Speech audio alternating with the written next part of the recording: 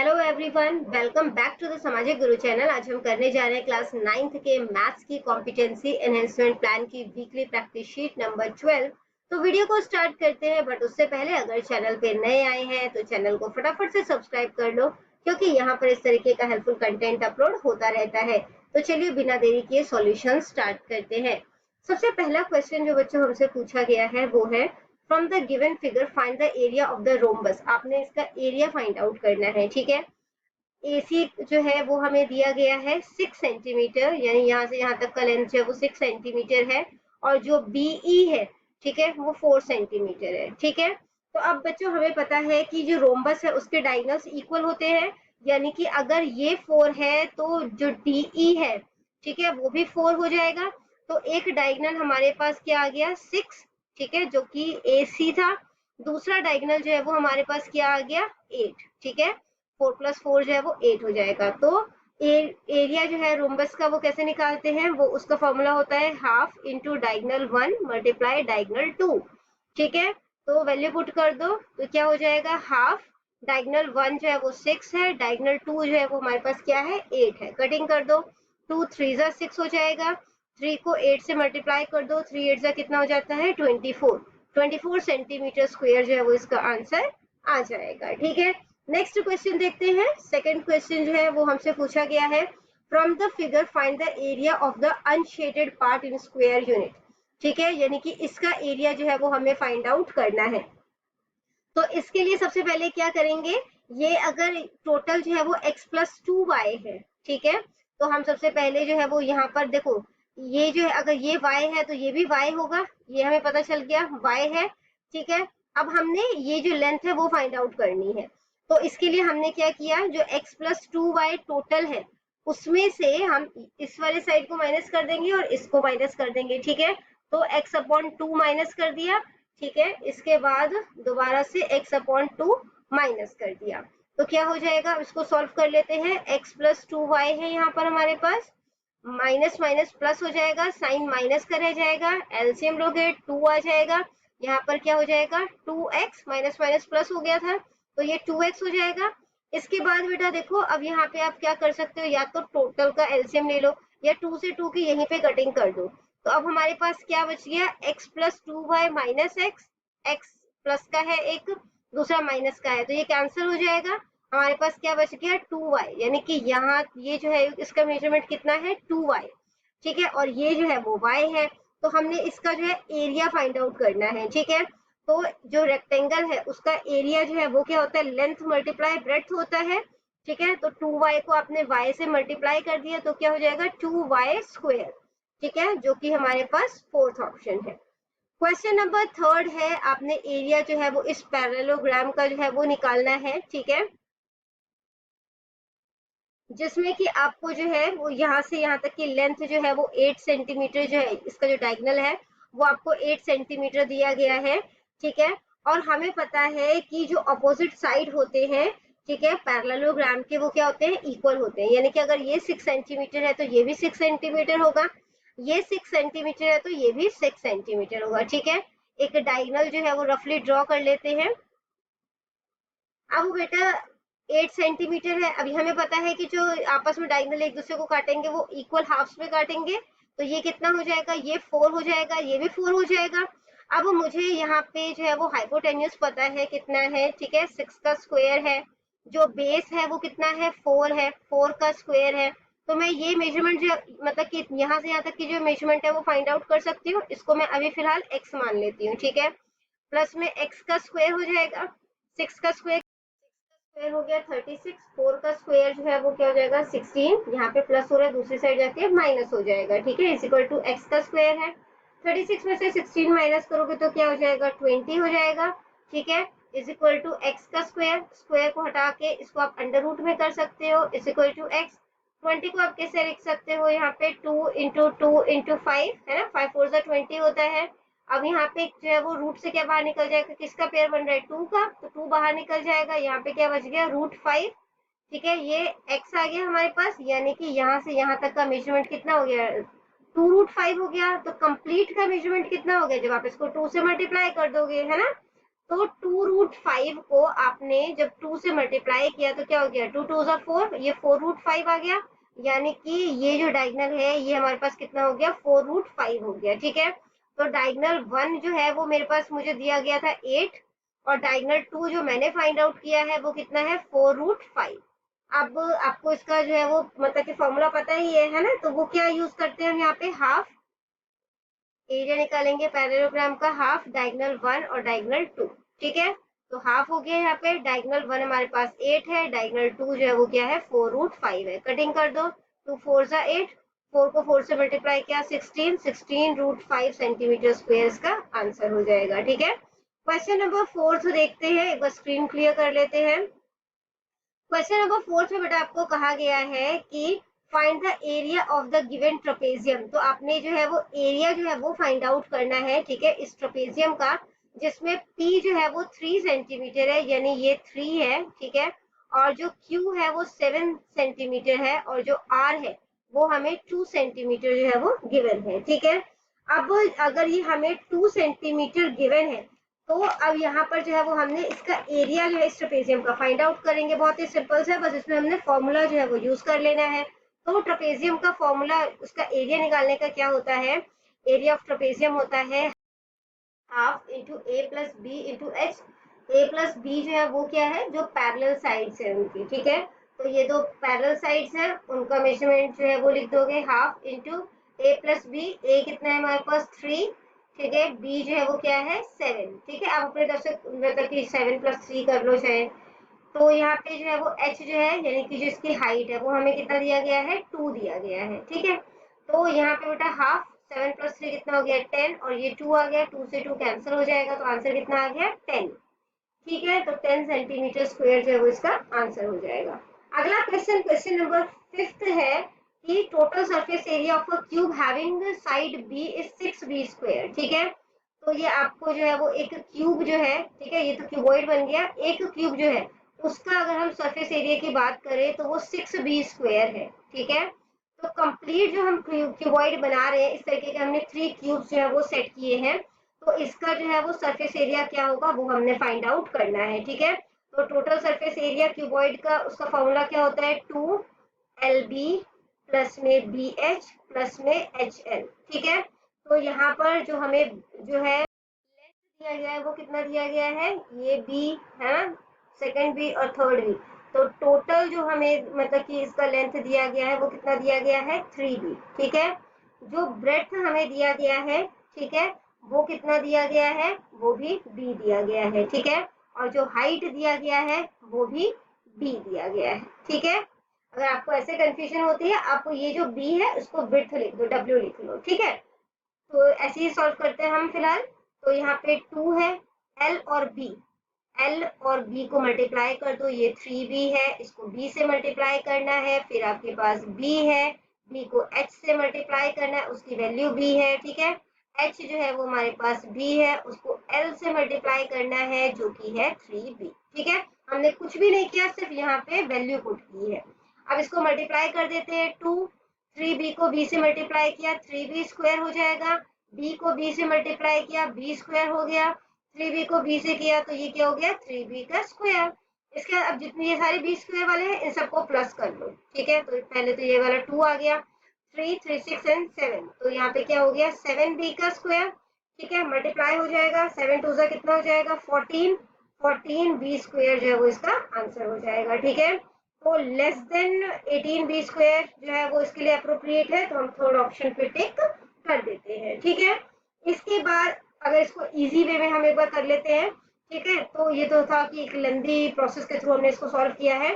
तो सबसे पहले जो है वो क्या देखते हैं, अगर एक जो क्यूब है उसका एरिया जो है वो 6B स्क्वायर है। ठीक है, तो 3 क्यूब का कितना हो जाएगा, 6 3 18 है ना, 3, अगर एक का जो सरफेस एरिया है वो 6B स्क्वायर है, तो 3 जो है क्यूब का एरिया कितना हो जाएगा, 18B स्क्वायर हो जाएगा। ठीक है, अब क्यूब के बीच में जो यहाँ पर जो वॉल आ रही थी, ठीक है, मतलब कि 2 क्यूब थे ना, दोनों को हमने ज्वाइन किया, तो उसकी ये वाली जो वॉल है, दोनों ही क्यूब की जो ये वाली वॉल है उसको हटाना होगा हमें। ठीक है, तो ये कितना हो जाएगा, तो ये देखो, ये अगर बी था है ना, इसका एरिया निकालेंगे तो एरिया क्या हो जाएगा, बी का स्क्वायर हो जाएगा, क्योंकि साइड इंटू साइड होता है, और इसका साइड क्या हो गया, बी हो गया, है ना। तो बी इंटू बी यानी कि बी स्क्वायर हो गया। अब दोनों क्यूब से हटाएंगे तो 2b स्क्वायर हो जाएगा, ठीक है। तो 18b स्क्वायर में से 2b स्क्वायर माइनस करोगे जब यहाँ की वॉल्स हटाओगे दोनों क्यूब से, फिर 2b स्क्वायर माइनस करोगे जब इस साइड की वॉल हटाओगे, ठीक है। तो इसको माइनस करोगे तो कितना हो जाएगा, माइनस माइनस प्लस, तो ये 4b स्क्वायर हो जाएगा। 18b स्क्वायर में से 4b स्क्वायर माइनस किया तो कितना हो जाएगा, 14b स्क्वायर। जो मेथड आपको इजी लगे आप उसके थ्रू कर सकते हैं, ठीक है। अगला क्वेश्चन देखते हैं बेटा, क्वेश्चन नंबर 6, जो कि आपको कहा गया है how many bricks each measuring 25 centimetre, 12.5 centimetre and 7.5 centimetre will be needed to construct a wall. एक दीवार बना रहे हैं जिसमें कि हमें ईंट का मेजरमेंट दिया गया है, और दीवार जो है उसकी जो मेजरमेंट है वो हमें जो है वो मीटर में दी गई है। सबसे पहले इसे सेंटीमीटर में कन्वर्ट कर लेते हैं, ठीक है, या तो आप इसे भी मीटर में कन्वर्ट कर लो। 15 मीटर जो है, 15 को 100 से मल्टीप्लाई कर दो, क्योंकि 1 मीटर 100 सेंटीमीटर होता है, तो ये 1500 सेंटीमीटर हो जाएगा। इसके बाद 1.8 मीटर है, 1.8 को भी आपने 100 से मल्टीप्लाई कर देना है, ठीक है। तो ये कितना हो जाएगा, ये 180 सेंटीमीटर हो जाएगा, और ये ऑलरेडी सेंटीमीटर में है। अब इनका वॉल्यूम जो है वो फाइंड आउट कर लो, ठीक है। तो सबसे पहले जो वॉल है, क्योंकि वॉल का मेजरमेंट ज्यादा है तो आपने उसको जो है वो न्यूमरेटर बनाना है, ठीक है। वॉल्यूम ऑफ वॉल, तो वो है 1500 सेंटीमीटर, 180, और यहाँ पे क्या है 37.5, ठीक है। इसके बाद जो है ब्रिक का मेजरमेंट लेना है, जो कि है 25 सेंटीमीटर, 12.5 सेंटीमीटर, ठीक है, और 7.5 सेंटीमीटर। इसके बाद इसकी कटिंग कर देते हैं। 25 को 60 से मल्टीप्लाई करोगे तो 1500 आ जाएगा, ठीक है। इसके बाद जो है यहाँ पे 12.5 है, ठीक है, तो पॉइंट हटाते हैं डिनोमिनेटर से, न्यूमरेटर में 10 मल्टीप्लाई हो जाएगा, यहाँ पे पॉइंट हटाओ फिर 10 मल्टीप्लाई हो जाएगा, न्यूमरेटर से पॉइंट हटाओ तो डिनोमिनेटर में 10 लग जाएगा, ठीक है। 10 से 10 कैंसिल हो गया। इसके बाद जो है यहाँ पे कटिंग करो, 75 5 कितना हो जाता है, 375 हो जाता है। अब हम बच गई है उसे हम साफ साफ एक दूसरी जगह पर लिख देते हैं, ठीक है, ताकि कोई कंफ्यूजन क्रिएट ना हो। न्यूमरेटर में हमारे पास सबसे पहले 60 है, उसके बाद 180 है, ठीक है, फिर 5 है और 10 है। इसके बाद जो डिनोमिनेटर है उसमें हमारे पास सिर्फ 125 बचा है, ठीक है। कटिंग करते हैं 5 से, 5 2 10, 5 5 25, फिर 5 से कटिंग करते हैं, 5 2 10, ठीक है। इसके बाद बेटा अब यहाँ पे 5 से इसकी कटिंग कर देते हैं, तो 12 5 60 होता है, 12 आ गया यहाँ पे। 12 को 2 से मल्टीप्लाई किया तो कितना हो गया, 12 2 24, 24 को 18 180 से मल्टीप्लाई करना है आपने, ठीक है। तो मल्टीप्लाई करने पर आंसर कितना आ जाएगा, 4320, ठीक है। यानी कि थर्ड ऑप्शन जो है वो करेक्ट है, ठीक है। क्वेश्चन 7 है कि एक फर्म जो है उसको हायर किया गया है बॉक्स बनाने के लिए, ठीक है, फॉर बेबी ब्लॉक्स के लिए बॉक्स बनाना है। The firm was hired because it could save money by creating a box using the least amount of material. तो ये बॉक्स बना सकता है कम मटेरियल को यूज करते हुए। फर्म को पता है कि जो वॉल्यूम है बॉक्स का वो 18 सेंटीमीटर क्यूब होना चाहिए, तो पॉसिबल डायमेंशन जो है वो क्या हो सकता है, ठीक है। तो इसके लिए वॉल्यूम फाइंड आउट कर लेते हैं। सबसे पहले तो वॉल्यूम के लिए हमने लेंथ ब्रेड्थ और हाइट को मल्टीप्लाई कर देना है, तो 8 2 16, 16 1 16 हो जाएगा, ठीक है। और इन्होंने बोला 18 सेंटीमीटर क्यूब है, तो फर्स्ट चॉइस तो हमारी है नहीं, ठीक है। इसके बाद थर्ड चॉइस देखते हैं, तो 5 3 15, 15 1 कितना हो जाएगा 15, ये भी चॉइस हमारे लिए अप्रोप्रिएट नहीं है। सेकेंड चॉइस देखते हैं, 9 2 18, 18 1 18, ठीक है बिल्कुल। इसके बाद नेक्स्ट देखते हैं, 3 3 9, 9 2 18, ये भी ठीक है, ठीक है। अब इन्होंने हमें क्या बोला था कि उसने कम मटेरियल जो है वो यूज करना है, ठीक है। तो इसके लिए हम जो है वो सरफेस एरिया जो है वो निकाल लेंगे दोनों बॉक्स का, ठीक है। और इससे हमें पता चल जाएगा कि कौन सा बॉक्स बनाने में कम मटेरियल जो है उसका इस्तेमाल हुआ है, ठीक है। तो सरफेस एरिया जो है हम सबसे पहले ऑप्शन 2 के लिए निकाल रहे हैं। तो सरफेस एरिया ऑफ क्यूबॉइड जो है वो क्या होता है, उसका फॉर्मूला होता है 2LB प्लस में BH प्लस में HL, ठीक है। तो 2L और B, ठीक है। LB हमारे पास कितना है, 2 1 2, मैं इकट्ठे लिख रही हूँ क्योंकि बहुत लंबा क्वेश्चन हो जाएगा वरना। बी एच, बी और एच, 2 9 जा कितना हो जाएगा 18, एच और एल, ये एच है ये एल है, कितना हो जाएगा 9 1 जा 9, 18 19 20, ये 29 हो गया, 29 को 2 से मल्टीप्लाई करोगे कितना हो जाएगा 58 हो जाएगा। इसके बाद जो है वो सेकेंड जो फोर्थ चॉइस है उसके लिए देख लेते हैं, तो उसके लिए भी यही फॉर्मूला लगेगा 2, ठीक है, एल और बी मल्टीप्लाई तो 3 2 जा कितना हो जाएगा 6, बी एच, ये बी है ये एच है, 3 3 जा कितना हो जाएगा 9, फिर एच एल है 3 और 2 को मल्टीप्लाई कर दिया तो 3 2 जा 6 हो जाएगा, 6 प्लस 6 12, 12 प्लस 9 जो है वो कितना हो जाएगा 21 हो जाएगा, 21 को 2 से मल्टीप्लाई किया तो क्या हो गया 42 हो गया। अब कौन सा कम है 58 कम है कि 42 कम है, 42 कम है, तो फोर्थ चॉइस जो है वो बिल्कुल करेक्ट रहेगा। ठीक है, क्वेश्चन नंबर 8 कहता है कि करेक्ट स्टेटमेंट जो है वो चूज करना है आपने। Diagonals of a parallelogram are always equal, तो पैरेललोग्राम के डायगोनल्स तो हमेशा इक्वल नहीं होते हैं, है ना, वो इक्वल नहीं होते हैं। Diagonals of a rectangle are perpendicular bisector of each other, जो रेक्टेंगल के डायगोनल्स है, ठीक है, ये रेक्टेंगल है, इसके डायगोनल जो है वो परपेंडिकुलर है एक दूसरे पर, नहीं है ना, तो ये भी गलत है। इसके बाद है all sides of trapezium are equal, trapezium के सभी साइड इक्वल होती है, ये भी सही नहीं है। Diagonals of rhombus are perpendicular to each other, तो रोम्बस के जो डायगोनल है, ये रोम्बस है, ठीक है, रोम्बस के जो डायगोनल होते हैं वो परपेंडिकुलर होते हैं, 90 डिग्री का एंगल बनाते हैं ना, तो ये बिल्कुल ही सही है। ठीक है, नेक्स्ट क्वेश्चन, क्वेश्चन नंबर 9 देखते हैं, जिसमें कि हमें कहा गया है एबीसीडी जो है वो एक क्वाड्रिलेटरल है, जिसमें एबी का मेजरमेंट दिया गया है, सीडी जो है वो 8 सेंटीमीटर है, angle A plus angle D जो है वो 180 डिग्री है। ठीक है, ड्रॉ कर लेते हैं। तो ये हमने जो है वो एक क्वाड्रिलेटरल जो है वो ड्रॉ कर लिया। ए बी और सी डी जो है वो इक्वल नहीं है, इसकी लेंथ है ना, तो ये पैरेललोग्राम तो वैसे भी नहीं है। ठीक है, और इसके बाद जो है यहाँ पर एंगल ए और एंगल डी, यानी कि जो ये सम ऑफ अपोजिट एंगल है ना, वो सप्लीमेंट्री है, वो 180 डिग्री के इक्वल है, तो ये क्या है ट्रपेजियम होगा। ठीक है, इसके बाद बेटा क्वेश्चन नंबर 10 है, in a square A B C D the diagonal meets at point O, तो डायगोनल जो है ये एक स्क्वायर है हमारे पास, ठीक है, इसके जो डायगोनल है वो ओ पॉइंट पे जो है वो मीट करते हैं। ठीक है, ये ओ पॉइंट है उस पे मीट करते हैं, तो एंगल ए ओ बी नाम दे देते हैं ए ओ बी। ठीक है, ये सी है ये डी है, तो एंगल ए ओ सॉरी जो ट्राइंगल ए ओ बी है वो किस तरीके का जो है वो ट्राइंगल होगा वो बताना है आपने। ठीक है, तो ये जो है वो आइसोसेलेस ट्राइंगल होगा। अब क्यों होगा, क्योंकि यहाँ पे जो स्क्वायर के जो डायगोनल्स होते हैं वो इक्वल लेंथ के होते हैं। ठीक है, यानी कि ये लेंथ जो है वो इस लेंथ के इक्वल हो जाएगी। ठीक है, इसके बाद ये जो है वो परपेंडिकुलर भी होते हैं, 90 डिग्री का एंगल बना रहे हैं, तो ये आइसोसेलेस राइट एंगल ट्राइंगल होगा। ठीक है, जो कि फर्स्ट ऑप्शन है। क्वेश्चन नंबर 11 है, the number of diagonals in a polygon of n side is, तो इसके लिए क्या फॉर्मूला यूज किया जाता है, एन एन माइनस 3 अपॉन में 2। ठीक है, क्वेश्चन नंबर 12 देखते हैं बेटा। क्वेश्चन नंबर 12 है, एबीसीडी जो है वो एक पैरेललोग्राम है, जिसमें कि एंगल ए जो है वो 7x है। ठीक है, बना लेते हैं एक बार डायग्राम। ये हमारे पास एक पैरेललोग्राम है, ठीक है, ये है A B C and D.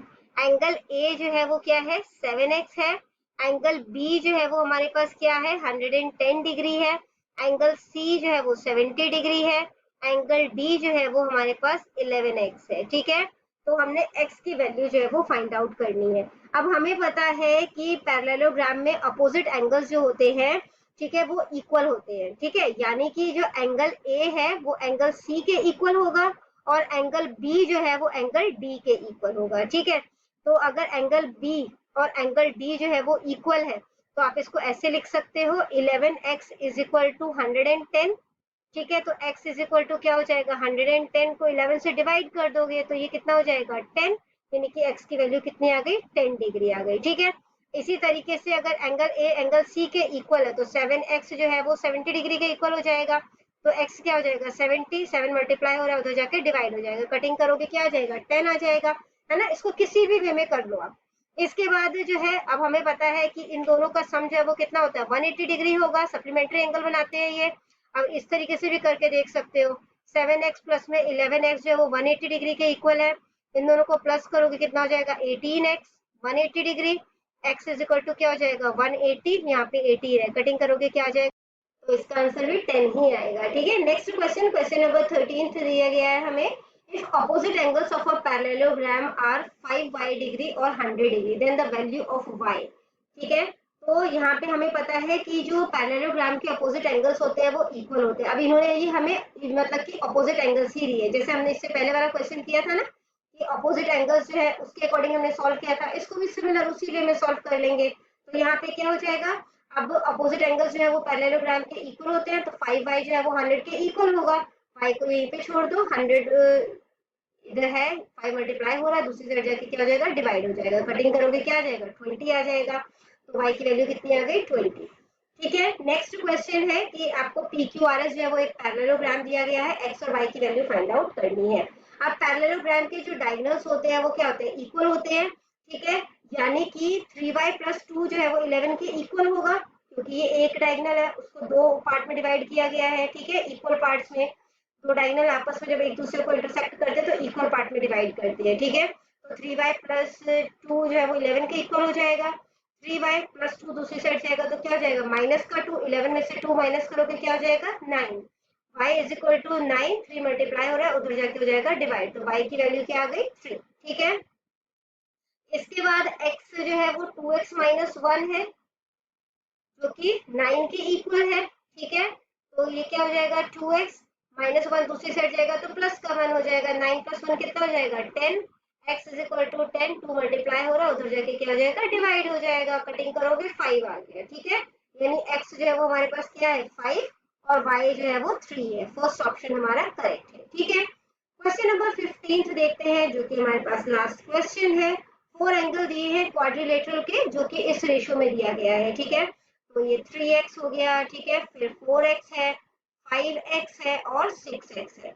अब क्या बोला गया है, find the difference between the greatest and the smallest angle. तो सबसे पहले जो है एंगल ही फाइंड आउट कर लेते हैं इनके। ठीक है, और फिर हम ग्रेटेस्ट और स्मॉलेस्ट एंगल का डिफरेंस फाइंड आउट कर लेंगे। तो इन सबको प्लस कर दोगे।